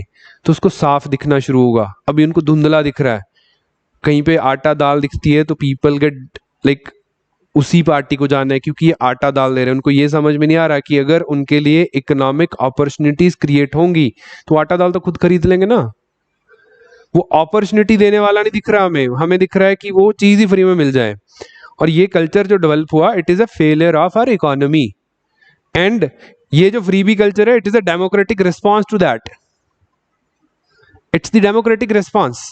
डेमोक्रेटिक इज अ प्रोसेस ना। मैं नेता हूं, मैं वोट्स मांगने जाऊंगा, मैं उसी चीज पे वोट मांगू ना जो जो आपको सबसे ज्यादा ट्रिगर करेंगी, जो चीजें आपके लिए बहुत ज्यादा सेंसिटिव है। वो सेंसिटिव चीजें हो गई हैं because entirely Indian economy has failed to work on human capital. Right, it's like एक नेता है, एक सरकार है, वो एजुकेशन पॉलिसी बनाती है। अब मान लीजिए नेता लोग हैं अनपढ़, उनको एजुकेशन पॉलिसी बनानी नहीं आई, तो उन्होंने खराब एजुकेशन पॉलिसी बनाई। अब खराब एजुकेशन पॉलिसी से जो बच्चे पढ़ेंगे उनके स्किल्स भी खराब होंगे। खराब एजुकेशन पॉलिसी, खराब स्किल्स। अब खराब स्किल्स वाले की इनकम भी ठीक होगी, मतलब कम होगी, लो इनकम। अब इतनी कम इनकम है तो उसके जो आगे बच्चे आएंगे वो उनको अच्छी एजुकेशन नहीं दे पाएगा, ऑल्दो एजुकेशन पॉलिसी भी खराब है। अब वो खराब एजुकेटेड पर्सन है और उसके खराब एजुकेटेड बच्चे हैं, लोअर इनकम ग्रुप है। अब इतनी कम अंडरस्टैंडिंग ऑफ थिंग्स में वो जब अपना नेता चूज करेगा तो ऑब्वियसली एक खराब ऑप्शन पे। अब जो नया खराब नेता आएगा वो और खराब पॉलिसी बनाएगा। अब बुरी पॉलिसी बुरे लोग, बुरा नेता, बुरी पॉलिसी बुरे लोग, बुरा नेता। This is a vicious cycle. बुरे से मेरा मतलब है कि लेस उस तरीके की पॉलिसीज के द्वारा मैनिपुलेटेड पीपल। तो ये रिस्पॉन्सिबिलिटी, अकाउंटेबिलिटी किसकी है? ये अकाउंटेबिलिटी हमारी गवर्नमेंट की है। एंटायर जो हमारी पिछली गवर्नमेंट्स हैं, दे एक्चुअली उनकी economic policy has failed to work on human capital. अब ह्यूमन कैपिटल में हम लोग कैसे काम कर सकते हैं? बेसिक नीड्स है रोटी कपड़ा और मकान। इसके अलावा जो ह्यूमन कैपिटल पे काम कर रहे हैं, इन पे तो बहुत काम हो चुका है। अब रोटी कपड़ा और मकान आप उठा के देखिए, हर 5 ईयर प्लान में जब तक थे या इन दिनों में आपको एन नंबर ऑफ स्कीम्स मिल जाएंगी। हमारे पास वो नेशनल फूड सिक्योरिटी एक्ट है, लगभग 60% पॉपुलेशन हमने कवर कर ली है। राइट, हमने आवास योजना के अंडर बहुत कुछ कवर कर लिया है। तो बेसिक्स तो हम प्रोवाइड कर रहे हैं। अब ह्यूमन कैपिटल में हमें करना क्या है? उनको पैसे कमाने लायक अपॉर्चुनिटीज देनी है, स्किल देने हैं, अपॉर्चुनिटीज देनी है। तो एक काम जो इंडियन इकोनॉमी से सबसे ज्यादा मिस हुआ वो ये हुआ कि Indian economy was agrarian economy, agriculture based economy थी। हमने वहां से जंप लिया 1991 की रिफॉर्म्स के दौरान, एलपीजी जो रिफॉर्म्स हुई थी। आज इंडिया एक सर्विस इकोनॉमी है, सर्विस बेस्ड है ना, टेलीकॉम है, आईटी है, राइट, और क्या है, ट्रांसपोर्टेशन का सेक्टर है, टूरिज्म है। तो ये सेक्टर में हमारी इकोनॉमी का जीडीपी आता है। इस सेक्टर की जो एम्प्लॉयबिलिटी है that is for high skill people. जो अच्छे स्किल्ड, अच्छे एजुकेटेड लोग हैं वो सर्विस सेक्टर में नौकरी पाते हैं। राइट, अब हमारे पास जो मेजॉरिटी ऑफ द यूथ है वो है सेमी स्किल्ड, जो high class white collar jobs तो नहीं कर सकता, वहां पे प्रोडक्टिविटी नहीं दे सकता, लेकिन वो मैन्युफैक्चरिंग की ब्लू कॉलर जॉब्स कर सकता है। तो इंडियन इकोनॉमी का जो मैन्युफैक्चरिंग सेक्टर था वो बूस्ट नहीं हो पाया। टर्शरी सेक्टर हमारा बूस्ट हो गया, दैट इज सर्विसेज। उसकी एम्प्लॉयबिलिटी इतनी नहीं है कि देश की अनएम्प्लॉयमेंट की समस्या को दूर कर दे। अब इतने अनएम्प्लॉयड लोग हैं तो चीजें खरीद तो नहीं पाएंगे, वो फ्रीबीज को तो जाएंगे। तो that bad economic policy is a result of the today's freebie culture. चीजों का डिमांड सप्लाई ना, फ्रीबी कल्चर से इफेक्ट दिखता है तो ही नेता लोग ऑफर करते हैं। अगर फ्रीबी कल्चर से इफेक्ट नहीं दिखेगा तो क्यों ऑफर करेंगे वो? सो ये बैड इकोनॉमिक मिसमैनेजमेंट है जो प्रीवियस टाइम्स में हुआ, which is a resulting in this रेवड़ी या सो कॉल्ड कल्चर जो बना, राइट। तो बहुत अच्छे अच्छे मतलब डिबेट्स आते हैं इसमें, बहुत सारे पैरामीटर्स पे आते हैं। एक बार जैसे हरियाणा स्टेट ने क्या किया था कि अगर किसी ने लोकल बॉडीज के इलेक्शन लड़ने हैं, पंचायत के इलेक्शन लड़ने हैं, तो 8वीं पास होना चाहिए बंदा, राइट। वो भी कोर्ट में गया था केस। तो जज साहब ने पूछा गवर्नमेंट का जो वकील था, सॉलिसिटर जनरल या अटॉर्नी जनरल जो इनका होता, कि अगर एक बंदा जो आज सरपंच बनना चाहता है बट वो एजुकेटेड नहीं है, बट उसकी पढ़ने की इच्छा थी, पढ़ नहीं पाया या उसको पढ़ाया नहीं गया, तो कौन रिस्पॉन्सिबल है? गवर्नमेंट साइड उसके माँ बाप। कहते ठीक है। अब मान लीजिए उसके माँ बाप ने उसको पढ़ाने की इच्छा रखी, तो वो उसको कहां भेजेंगे? कहते ऑब्वियसली स्कूल भेजेंगे। स्कूल किसने बनाने हैं? सरकार ने बनाने। So ultimately the responsibility resides with the government of things, है ना। ये उनकी अच्छी कॉन्वर्सेशन थी उस टाइम की सुप्रीम कोर्ट और उनकी, ऑल्दो अपहोल्ड कर दिया था उन्होंने कि कोई बात नहीं, लेकिन somewhere we have to stand, government has to be accountable on this. तो ये डिबेट, ये क्वेश्चन है इस पे, ये वाला मैंने बनाया, आप लिख भी सकते हैं, हिंदी इंग्लिश दोनों में दिया। That is growth of freebie culture is a response of our democracy to failure of our economy to invest on human capital. It's the welfarism of people. ये मैं इकोनॉमिक या कैपिटलिस्ट मॉडल की बात नहीं कर रहा। अगर हम सब कुछ प्राइवेटाइज कर रहे हैं, इसका मतलब ये नहीं कि हम ह्यूमन कैपिटल को छोड़ दें। दो तरीके का वेलफेयरिज्म है। जो फ्रीबीज है ना, ये भी वेलफेयरिज्म है। वेलफेयर स्टेट को नेगेटिव सेंस में नहीं लेते हम हर बार। दो तरीके का वेलफेयरिज्म है। पहला वेलफेयरिज्म है क्वालिटेटिव, जो क्वालिटी में दिखता है, जिसका शायद 2 साल में रिजल्ट ना आए लेकिन आएगा। वो है जैसे केरला मॉडल था पहले का, कि एजुकेशन में बहुत अच्छा इन्वेस्टमेंट करते हैं, हेल्थ में बहुत अच्छा इन्वेस्टमेंट करते हैं। एक बच्चा है जो गरीबी में पैदा हुआ, लेकिन उसको बहुत अच्छे से एजुकेशन मिली है, स्किल बेस्ड, और उसकी सेहत बहुत ठीक है, सारे वैक्सीनेशन लगे हैं, न्यूट्रिशन वाइज उसको सब कुछ ठीक है, हेल्दी है, दिमाग तेज चलता है, तो eventually he will find opportunities. तीसरा, हम लोग अपॉर्चुनिटी प्रोवाइड करने के लिए भी इकोनॉमिक मॉडल बना रहे हैं। तो लॉन्ग रन में, like 10 year 15 year down the line, वो इकोनॉमी में बहुत अच्छा कंट्रीब्यूट करेगा। हेल्दी है तो सरकारी हॉस्पिटल्स का इंफ्रा भी खराब नहीं होगा बहुत सारे लोगों का इलाज करने के लिए, और एजुकेशन वाइज अच्छा है तो वो कोई ना कोई अच्छी economic activity, goods and service production में पार्टिसिपेट करेगा, देश की जीडीपी में कंट्रीब्यूट करेगा, और खुद चीजें अफोर्ड कर सकता है, उसको फ्रीबी की जरूरत नहीं रहेगी, राइट। That's human capital. वो एजुकेशन और हेल्थ है। वो है qualitative welfarism which is required, that's not coming under freebies और समथिंग लाइक दैट। ये क्वालिटेटिव वेलफेयरिज्म है। लेफ्ट का वेलफेयरिज्म भी बोल देते हैं इसको केरला मॉडल की वजह से, बट ये अच्छा वेलफेयरिज्म है। इसके बाद आता है क्वांटिटेटिव वेलफेयरिज्म, जिसमें हम बात करते हैं इतने यूनिट बिजली के फ्री दे दिए, आपको बसेस की टिकट्स फ्री में दे दी, बस राइड्स फ्री में दे दी, आपका लोन माफ कर दिया, आपको 4 सिलेंडर फ्री में दे दिए। वो है क्वांटिटेटिव वेलफेयरिज्म, जिसका लॉन्ग रन में कुछ नहीं दिखने वाला, लेकिन शॉर्ट रन में हमें बहुत सारी चीजें अच्छी होती दिख जाती हैं। लॉन्ग रन में स्टेट पे इकोनॉमिक बर्डन बढ़ जाता है। एजुकेशन और हेल्थ का भी स्टेट पे इकोनॉमिक बर्डन है, लेकिन लॉन्ग रन में वो बर्डन कम भी होना शुरू हो जाता है, क्योंकि वो बच्चा सीख के ना टैक्स भी पे करेगा, और सरकार पे बहुत सारी चीजें जिनका खर्चा उसको बेरोजगारी भत्ता भी नहीं देना पड़ेगा। देती है ना सरकारें बेरोजगारी भत्ता, यूपी है, शायद बिहार भी देता है, 2500 रुपया आता है, राजस्थान भी देता है। तो बेरोजगारी का भत्ता भी नहीं देना पड़ेगा उन लोगों को जो अच्छे से पढ़े हैं, वो कहीं ना कहीं एम्प्लॉयड हो जाएंगे, स्किल सेट अच्छा होगा, सर्विस इंडस्ट्री में चले जाएंगे। अब जो सेमी स्किल्ड है उनके लिए मैन्युफैक्चरिंग पे काम करना है, दैट्स वो तो इंफ्रास्ट्रक्चर का काम है, वो वेलफेयरिज्म में नहीं आता। लेकिन welfarism all together bad concept नहीं है। सिलेक्टिवली बहुत सारी चीजें स्टेट के एक्सचेकर पे बहुत ज्यादा इफेक्ट डाल रही हैं, स्टेट के इकोनॉमिक हालात को खराब कर देंगी, और जिसका लॉन्ग रन में पॉजिटिव इफेक्ट नहीं दिख रहा, वो हमारे लिए खराब है। सोशल सिक्योरिटीज एक सर्टेन एक्सटेंट तक हमें फायदा करती है, उसके बाद अगर स्टेट ही बैंक्रप्सी की कगार पे चला गया तो हमें वो सोशल सिक्योरिटी को विड्रॉ करके कहीं अच्छे वेलफेयर में लगाना होगा। ग्रीस इसका बहुत बड़ा एग्जाम्पल था। ग्रीस की इकोनॉमी में जो हुआ था वो किसी और दिन डिस्कस कर लेंगे, ठीक है।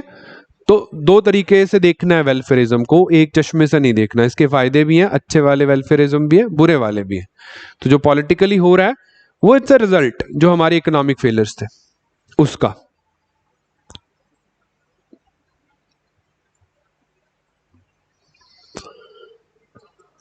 ठीक है, तो आगे चलते हैं जी। अब एक हमारा सैटेलाइट लॉन्च हुआ था, सैटेलाइट्स लॉन्च हुए थे। SSLV व्हीकल को पहली बार यूज करा गया, छोटे वाले को, और स्मॉल साइज के सैटेलाइट्स को लॉन्च करेगा। But eventually unfortunately it was failed. कोई डेटा ग्लिच हुआ, फ्लाइट नहीं फेल हुआ, लॉन्च नहीं फेल हुआ, इसको ऑर्बिट में भी डाल दिया गया, लेकिन ऑर्बिट गलत था। कहना इनका है कि वहां एंड पे कोई डेटा ग्लिच आया जिस वजह से ऑर्बिट डेविएट हो गए, गलत ऑर्बिट में चले गए।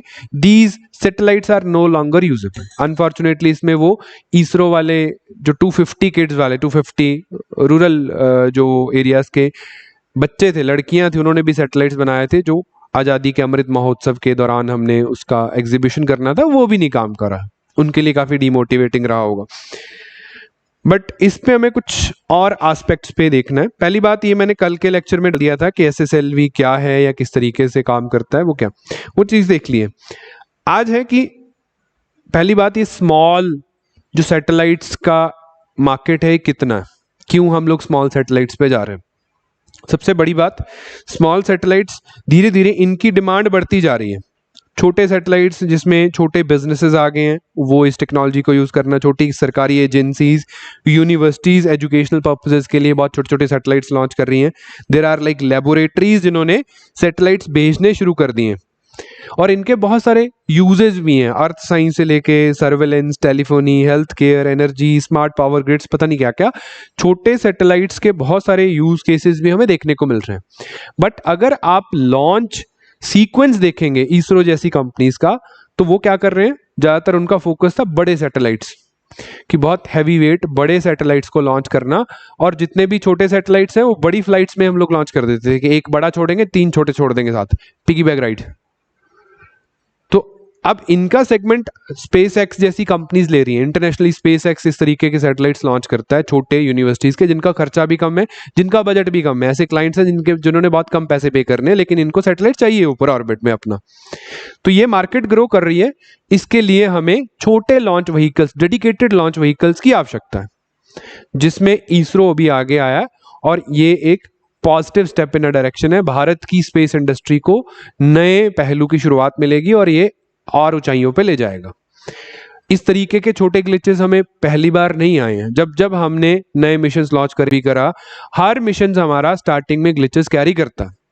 ये एरोडायनामिक्स या जिस तरीके का स्पेस का डायनामिक्स है, वहां पे इस तरीके के ग्लिचेस आ जाते हैं। It's just a setback. आने वाले दिनों में और इंप्रूवमेंट्स करके ये फ्लाइट्स जाती रहेंगी। नॉर्मली मैंने देखा थोड़े से वेलफेयरिज्म में बिलीव करने वाले लोग ऐसी चीज़ों को क्रिटिसाइज करते हैं कि यहाँ पे 100 करोड़ रुपया हमने फूक दिया, कुछ नहीं हुआ, हम देश में भूख मर रहे लोगों को भी तो दे ही सकते थे, है ना, हमारे पास like poorest of poor in the country, उनको दे सकते थे। लेकिन look at the space industry, look at the revenue जो अंतरिक्ष कॉर्पोरेशन जनरेट कर रही है। जस्ट बिकॉज हमने मार्स पे एक मिशन भेजा MOM 2014 में, जिसका कॉस्ट 400 करोड़ था। It was highly at that time, even our, कि ये क्या देश में इतनी तंगी के हालात हैं और हम लोग यहाँ पे खर्चा कर रहे हैं, मार्स के आसपास ऑर्बिट लगाएंगे। बट फॉलोइंग इसरो का जो कमर्शियल विंग है, इसरो तो सरकारी है ना, इसरो का कमर्शियल विंग है अंतरिक्ष कॉर्पोरेशन। अब तो एक और प्राइवेट कंपनी भी हमने बना दी है जो कि कमर्शियल काम करता है, कमर्शियली सैटेलाइट लॉन्च करता है बहुत सारे देशों के लिए। किसी देश की यूनिवर्सिटी है, किसी देश का छोटे देश है, जैसे ये सार्क वाली कंट्रीज होगी, तो उनके अपने लॉन्च व्हीकल्स या लॉन्च कंपनीज नहीं है, तो हम लॉन्च करते हैं उनके लिए, उसके लिए हम पैसा लेते हैं। तो पिछले कुछ सालों में, 5-6 सालों में हमने 8,000 करोड़ रुपया रेज किया है उन सैटेलाइट्स को लॉन्च करके। That's the revenue of the government, उस कंपनी का आया, जिसको हम और स्पेस एक्सप्लोरेशंस या हमारे सो कॉल्ड एक्सपेंडिचर्स में लगा सकते हैं। तो इट्स अ इंडस्ट्रियल सेगमेंट जिसमें बहुत सारा स्कोप है, जिससे रेवेन्यू जनरेट करके सरकार अपना एक्सचेकर बढ़ा सकती है, और आने वाले टाइम में ऐसी एक्सप्लोरेशन या पब्लिक पॉलिसीज में वो पैसा यूज हो सकता है। तो ऐसी बातों को क्रिटिसाइज नहीं करना। वैसे भी टेक्नोलॉजिकली जो चीज़ें अच्छी हैं वो लॉन्ग रन में हमें फायदा ही देती हैं। तो अपने आंसर्स लिखते हो इस चीज़ का ध्यान रखना। ऐसे इसमें करते हैं नॉर्मली लोग, भावुक ही हो जाते हैं, रुला देते हैं एग्जामिनर को। टेलीमेडिसिन वगैरह में यूज होता है सिमरन जी। तो लास्ट टॉपिक दैट इज, ये वैसे तो द हिंदू का एक कॉलम सेक्शन ही था। बात इन्होंने करी कि देश में ना माइनर मिनरल्स का बहुत बड़ा प्लंडर हो रहा है। सैंड माइनिंग वगैरह, जिससे इकोलॉजिकल जो बायोडाइवर्सिटी पर्सपेक्टिव है उसको बहुत ज़्यादा नुकसान है, स्टेट को इकोनॉमिक नुकसान भी होता है इसका। तो उसको कम करने के लिए हम लोग टेक्नोलॉजी का कैसे इस्तेमाल कर सकते हैं, इस पे एक आर्टिकल था। अब ये माइनर मिनरल सैंड माइनिंग का तो हमने रिसेंटली देखा, हरियाणा में एक डीएसपी को मार गिराया उन्होंने, जो माफियाज हैं। अक्सर आप पंजाब में देखते हैं या उत्तराखंड में देखते हैं, यूपी में भी आता है सैंड माइनिंग माफियाज। नॉर्मली ये ज़्यादा न्यूज़ में चलते हैं, ऑल्दो और भी बहुत सारे मिनरल्स। तो पहले तो मुझे ये देखना है कि मेजर माइनर क्या है, what is major mineral, what is minor mineral. Previous year का क्वेश्चन भी है ये। मेजर मिनरल कौन सा है, माइनर मिनरल कौन सा है, आपको पता है? मिनरल तो पता ना क्या होते हैं।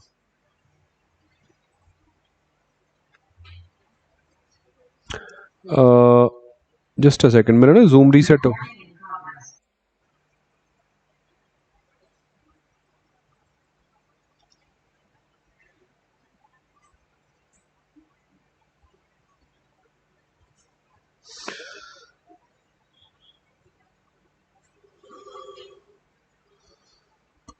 ठीक है, ऑडिबल हूँ अब तो मैं। मेरी मीटिंग रीसेट हो गई थी आई गेस।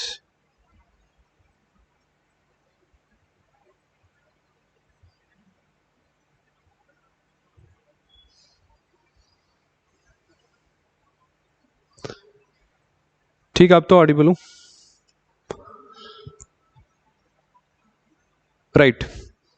तो ये मेजर माइनर मिनरल क्या है, पता है आपको? मेजर मिनरल कौन सा, मिनरल तो पता ना क्या होते हैं, व्हाट आर मिनरल्स? ठीक है, तो पहले वही देख लेते हैं, फिर हमारे काम की चीज़ तो सबसे ज़्यादा वही है कि टेक्नोलॉजी तो आप बाद में इस्तेमाल करोगे जब ऑफिसर बनोगे। तो देखिए, ये हैं कुछ bifurcations, just a notification under this act. हालांकि मेजर में आपको ज़्यादातर चीज़ें पता है, जैसे लिग्नाइट है, यूरेनियम है, कोल, गोल्ड, आयरन ओर है, लेड, जिंक है, मैग्नीशियम, टंगस्टन, डायमंड, जितनी भी ये मेटल ओर्स हैं। या बात आती है माइनर पे। Minor they start from like sandstone हो गया, लाइमस्टोन है, इस तरीके की चीज़ें।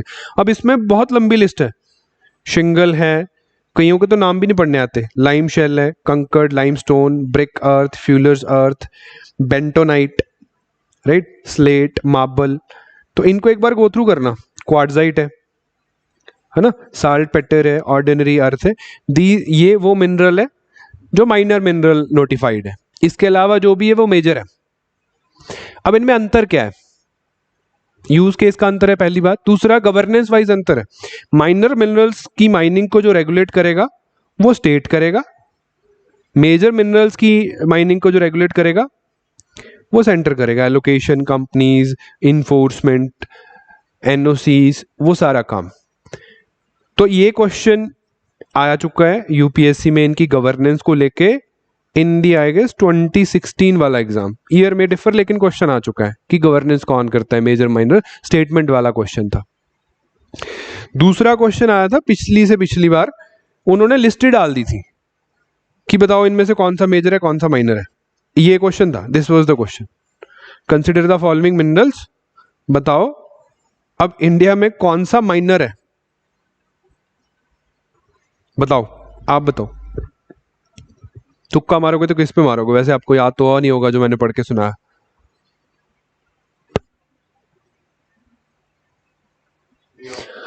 कोई भी नहीं है जो आपने सुना है ना, मेजर जो भी सुना है वो यहां नहीं दिख रहा, सारे माइनर लग रहे हैं।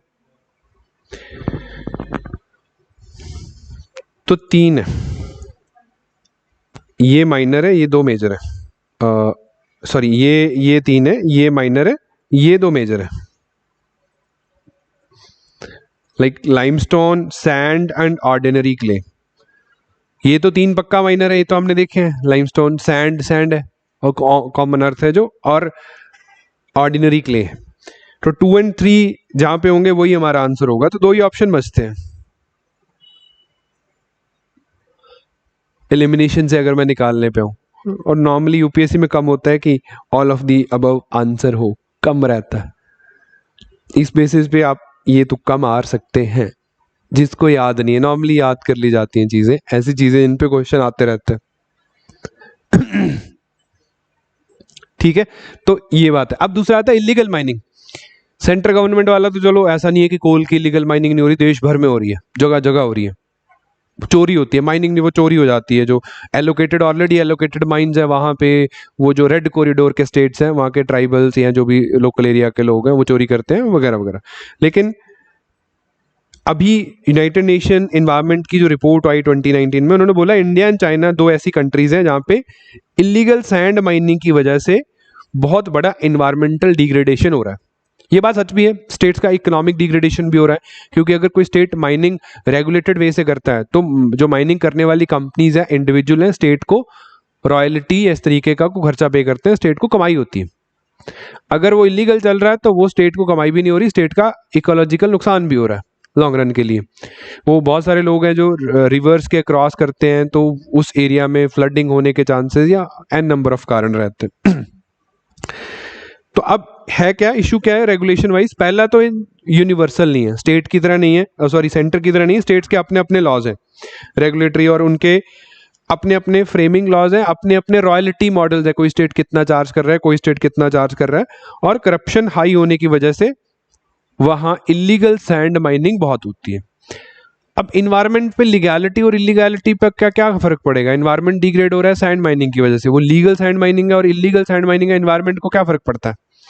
इन्वायरमेंट डिग्रेड होने से पहले सर्टिफिकेट देखेगा कि तू लीगल है, तू इलीगल है, चलो डिग्रेड नहीं होते रह जाते हैं तो लीगल है। देखिए जो चीज़ें रेगुलेटेड है ना, उसकी सर्टेन लिमिट्स रहती हैं कि हमें इस रिवर बेड से निकालना है तो इतने फीट तक निकालना है, वो हमारा माइनिंग का ऑफिसर आएगा और उसको वो असिस्ट भी करेगा, वेरीफाई भी करेगा, so that there is a certain limit. बहुत सारी रिवर्स है, ये जो लोअर रिपेरियन स्टेट्स हैं, बहुत सारी रिवर्स हैं जो पेबल और सैंड लेके आती हैं, अगर वो निकाली ना जाए तो इस एरिया में फ्लडिंग के चांसेस और भी बढ़ जाते हैं, क्योंकि वो पानी की कैरिंग कैपेसिटी कम हो जाएगी उस एरिया में। तो निकालना, लेकिन एक लिमिट से ज़्यादा निकालना तो वो भी नुकसान हो जाएगा, इन्वायरमेंटली लॉस होगा। तो लिमिट तो सरकार डिसाइड करेगी ना, इलीगल वाला थोड़ी करेगा। जो रेगुलेटेड है उसको तो प्रिस्क्राइब्ड लिमिट्स भी हैं, उसके इंस्पेक्शन भी होंगे, जिसके पास लाइसेंसेज है, तो रेगुलेटेड वाला ठीक रहता है। तो पहला इशू ये आ गया जी इनके लॉज के रिलेटेड। उसके बाद जो इन्वायरमेंट इम्पैक्ट असेसमेंट था 2016 में अमेंड करके हमने बोला कि जो माइनर मिनरल्स के एरियाज हैं, जो 5 हेक्टेयर से कम के माइनिंग एरियाज हैं, उनकी इन्वायरमेंट इम्पैक्ट असेसमेंट जो करनी होती है किसी भी इन्वायरमेंटल से रिलेटेड प्रोजेक्ट की, वो स्टेट्स ही करेंगे। अगर स्टेट एक्सेस करेंगे, उनको लगेगा तो वो रिजेक्ट भी कर सकते हैं प्रपोजल, पास भी कर सकते हैं, लेकिन स्टेट्स को पावर दे दी गई। अब स्टेट्स में रिजेक्शन का रेट सिर्फ 1% है, जितने भी प्रपोजल आते हैं लगभग पास हो जाते हैं। तो इन्वायरमेंट इम्पैक्ट असेसमेंट की जो गाइडलाइंस है, स्टेट्स उसको थॉरोली फॉलो नहीं कर रहे हैं, इंप्लीमेंट इन्फोर्स नहीं कर रहे हैं। ये भी एक चैलेंज है, ये लिखा जा सकता है माइनर मिनरल के केसेस में। तो ये 2-3 बातें हैं जो यहाँ पे प्रॉब्लम क्रिएट कर रही हैं। ठीक, प्रीलिम्स में ऐसे क्वेश्चन या मेंस में कम है। टेक्नोलॉजी वाइज उन्होंने कुछ नहीं बोला, उनको जितनी टेक्नोलॉजीज याद आई उस आर्टिकल में मेंशन कर दी, starting from the earth observation satellites, remote sensing satellites कि उससे हम देखेंगे कहाँ पे माइनिंग हो रही है, पकड़ सकते हैं। दूसरा कि हम लोग इंटरनेट ऑफ थिंग्स का इस्तेमाल कर सकते हैं, हम लोग जीपीएस का इस्तेमाल कर सकते हैं। जितनी टेक्नोलॉजीज आजकल लोकेशन पोजीशनिंग से रिलेटेड है उसकी बात उन्होंने कर डाली। The point is practicality. अब इंटरनेट ऑफ थिंग्स का इस्तेमाल करना है, सबसे पहले उन एरियाज में, उन रिमोट एरियाज में इंटरनेट होना चाहिए, राइट? वहाँ तो सड़कें नहीं है, पुलिस को जाने के लिए गाड़ियों से उतर के ट्रैक्टरों पर चढ़ना पड़ता है जहाँ माइनिंग पकड़नी है। तो वहाँ पे कैमराज इंस्टॉल करने मुश्किल काम है, उस एरियाज में आईओटी जैसी टेक्नोलॉजीज को लेके जाना मुश्किल काम है। बट हाँ, रिमोट सेंसिंग सैटेलाइट्स का डेटा कैन बी एनालाइज्ड, देखने के लिए कि किस एरिया में इस तरीके का माइनिंग हो रहा है, किस एरिया का लैंडस्केप जो है वो रियल टाइम में चेंज हो रहा है। कहने का मतलब है, अगर आपको माइनर या मिनरल इलीगल माइनिंग पे कोई क्वेश्चन आता है, आपसे सॉल्यूशन ओरिएंटेड क्वेश्चन पूछा जाता है, तो you can write a paragraph कि we can use modern technologies like remote sensing satellites, earth observation satellites और जीपीएस बेस्ड जो सर्वेलेंस है उसका इस्तेमाल किया जा सकता है। बहुत बड़ी बड़ी नहीं फेंकनी है यहाँ पे, क्योंकि प्रैक्टिकलिटी नहीं है। अगर मैं बोलूँ कि हर जगह ही कैमरे लगा दो सीसीटीवी, तो इतने कैमरे नहीं है हमारे पास, है ना। हम मेजर रूट्स कवर कर सकते हैं कैमराज के लिए, केस स्टडी वाइज की अगर बात करें कि ज़्यादातर ट्रक्स कहाँ से निकलते हैं, तो उन रूट्स को देखा जा सकता है, कैमरा से एनालाइज किया जा सकता है, उनको पकड़ा जा सकता है। प्राइमरीली हम लोग लॉज स्टेट्स के अगर रेगुलराइज हो जाए, लाइसेंसी माइनिंग, लाइसेंस वाली माइनिंग ज़्यादा स्टार्ट हो जाए तो ऑटोमेटिकली वो कम होना शुरू हो जाएगी, उनको पकड़ना भी आसान हो जाएगा। अब ये माफियाज बहुत ऑर्गेनाइज हो चुके हैं। नेहा ये टेक्नोलॉजी में पढ़ेंगे बेटा, इंटरनेट ऑफ थिंग्स क्या होता है। फॉर एग्जाम्पल आप यहाँ पे बैठे अपने घर पे एसी को ऑन कर दे रहे हैं अपने फ़ोन की एप्लीकेशन को यूज़ करके, that's internet of things. Everything will be connected with internet. वो फ्यूचर की बात है, 10 साल बाद 15 साल बाद जब सब कुछ इंटरनेट से कनेक्ट हो जाएगा। आज शुरू हुआ है, घरों में हो गया, लेकिन इंडस्ट्रियल लेवल पे चला जाएगा। चलो वो वाली सेकंड लास्ट थी, ये पक्का लास्ट है। दैट इज नेशनल जो पाइपलाइन इन्होंने बनाई है, नेशनल मोनेटाइजेशन पाइपलाइन। सरकार ने अभी बोला कि हमने आने वाले फाइनेंशियल ईयर में लगभग 1.5 लाख करोड़ रुपया कमा लेना है इस स्कीम के अंतर्गत। अब ये क्या है, देखो सरकार के पास ना बहुत सारा इंफ्रास्ट्रक्चर है। इंफ्रास्ट्रक्चर सरकारी कंपनियों का हो सकता है, इंफ्रास्ट्रक्चर सरकार ने पब्लिक के लिए क्रिएट किया हो सकता है, सड़कें हो सकती हैं, ब्रिजेस हो सकते हैं, एयरपोर्ट्स हो सकते हैं, या सरकारी कंपनीज लाइक BSNL है, इसके पास बहुत सारा इंफ्रा और एसेट्स पड़े हैं। तो ऐसे अंडर यूटिलाइज्ड एसेट गवर्नमेंट के वो किसी प्राइवेट कंपनी को क्या करेंगे, लीज आउट कर देंगे और उससे पैसा कमा लेंगे। क्योंकि BSNL के पास बहुत सारी जमीन पड़ी है, अब उसकी कोई सिम नहीं ले रहा, उनका उसका कोई इस्तेमाल नहीं है। BSNL के बहुत सारे फाइबर ऑप्टिक्स के एसेट्स हैं जिनको लीज आउट किया जा सकता है। यहाँ पे ऑनरशिप राइट्स नहीं चेंज होंगे, लीजिंग ज़्यादातर यूज़ करी जाएगी। तो लीज कर देंगे, प्राइवेट कंपनीज अपने बेनिफिट के लिए उसका इस्तेमाल करेगी, स्टेट को या सेंट्रल गवर्नमेंट को उससे पैसा मिल जाएगा लीज का, जो कि अभी नहीं मिल रहा। अब सरकार उसको यूज़ नहीं कर पा रही है, लेकिन कोई प्राइवेट कंपनी के पास एफिशिएंसी है, उनको इस्तेमाल करना है, यूज करें ना करें लीज के पैसे सरकार को मिल जाएंगे। ये इनका प्लान था, वो नेशनल मोनेटाइजेशन प्लान। अब इस 1.5 लाख करोड़ से क्या करेंगे, ये देश में और इंफ्रा क्रिएट करेंगे जिसका यूज हो, जैसे कि इकोनॉमिक कॉरिडोर बन रहे हैं, सड़कें बन रही हैं, वहां पे इसका इस्तेमाल किया जाएगा, जो देश की इकोनॉमी में ज्यादा वैल्यू ऐड करेगा। ये इनका मानना है। ठीक, तो वो नेशनल मैन्युफैक्चरिंग जो मोनेटाइजेशन पाइपलाइन है वो है। तो 1 लाख करोड़ रुपया मोनेटाइज करने की जो उम्मीद है ये 5 सालों में इन्होंने बनाई थी। बहुत सारे इंफ्राज हैं यहाँ पे, अब देखेंगे रोड्स का भी इंफ्रा है, रेल्स का इंफ्रा है, पावर ट्रांसमिशन लाइन का इंफ्रास्ट्रक्चर है, जिसपे अभी बिल आया है, आ रहा है ना धीरे धीरे, किसी को इसको प्राइवेटाइज करना है तो लीज आउट करेंगे। नेशनल गैस पाइपलाइन का इंफ्रास्ट्रक्चर है, पावर जनरेशन को है, स्टेडियम्स हैं, एयरपोर्ट्स हैं, माइनिंग के एरियाज हैं, टेलीकम्युनिकेशन है, ऑयल पाइपलाइंस, ये सरकार के इंफ्रास्ट्रक्चर है, इनको ये लीज आउट करेंगे, लीज करके पैसा कमाएंगे। क्योंकि अब देयर इज अ टाइम, आज से अगर मैं 50 साल पीछे जाऊं, 1960s में जाऊं, तो ब्रेड भी सरकार बनाती थी। सही सुन रहे हो आप, ब्रेड बनाने वाली कंपनीज भी सरकारी थी, गवर्नमेंट ऑन्ड ब्रेड बन रहे हैं, right. Everything was government owned, starting from banking, insurance, बड़ी मशीनरीज, छोटी मशीनरी, स्कूटर बनाने हैं, कार बनानी है, सब कुछ गवर्नमेंट ऑन्ड था। धीरे धीरे हमारे इधर प्राइवेट इकोसिस्टम डेवलप हुआ, आज बहुत सारी प्राइवेट डीप पॉकेट्स वाली कंपनीज है जो ये काम कर सकती हैं। तो गवर्नमेंट उस काम से अपने हाथ छुड़वा के उनको दे रही है, और वो पैसा ऐसी जगह पे लगाया जा रहा है जहां आज प्राइवेट कंपनीज पैसा लगाने से कतरा रही हैं। फॉर एग्जाम्पल एयरपोर्ट्स है, बड़े बड़े एयरपोर्ट्स बनाए एयरपोर्ट अथॉरिटी ऑफ इंडिया ने, नेशनलाइज्ड जो एयरपोर्ट है, दिल्ली का एयरपोर्ट बना, चेन्नई का एयरपोर्ट बना, बॉम्बे का एयरपोर्ट बना। अब वो एयरपोर्ट को ऑपरेट करना बहुत ही प्रॉफिटेबल काम है कि अगर एक 500 करोड़ रुपया इन्वेस्ट करके हमने एयरपोर्ट बनाया तो साल के पैसे कुछ ना कुछ रेवेन्यू दे रहा है। एयरपोर्ट्स में फ्लाइट टैक्सीज होती हैं, उनका जो रेवेन्यू आता है, बाकी सारे एयरपोर्ट के ऑपरेशनल रेवेन्यूज जो।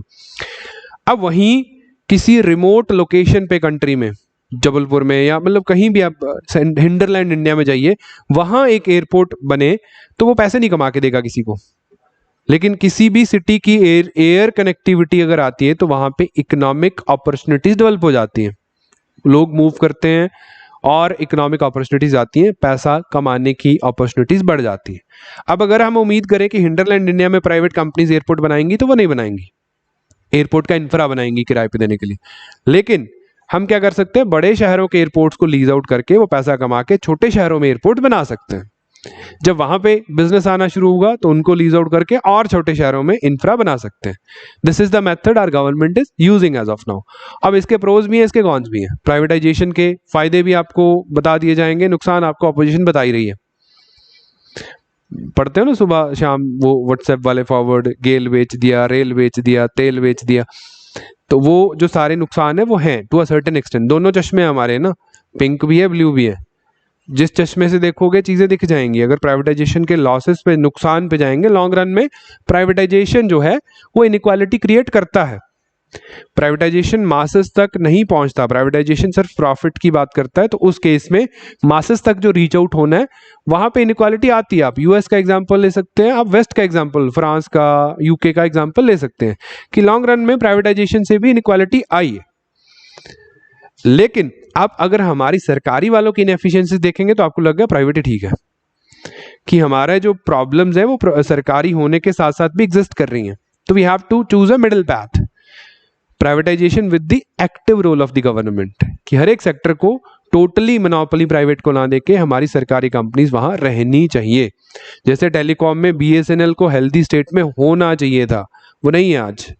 That's a bad, long run में समस्या दे सकता है ये सेक्टर, राइट। सिमिलरली आप पावर कॉर्पोरेशंस की बात करते हैं तो पावर डिस्कॉम्स प्राइवेट तो आ जाएंगी, लेकिन सरकारी वाले डिस्कॉम्स का हेल्दी स्टेट में होना बहुत जरूरी है।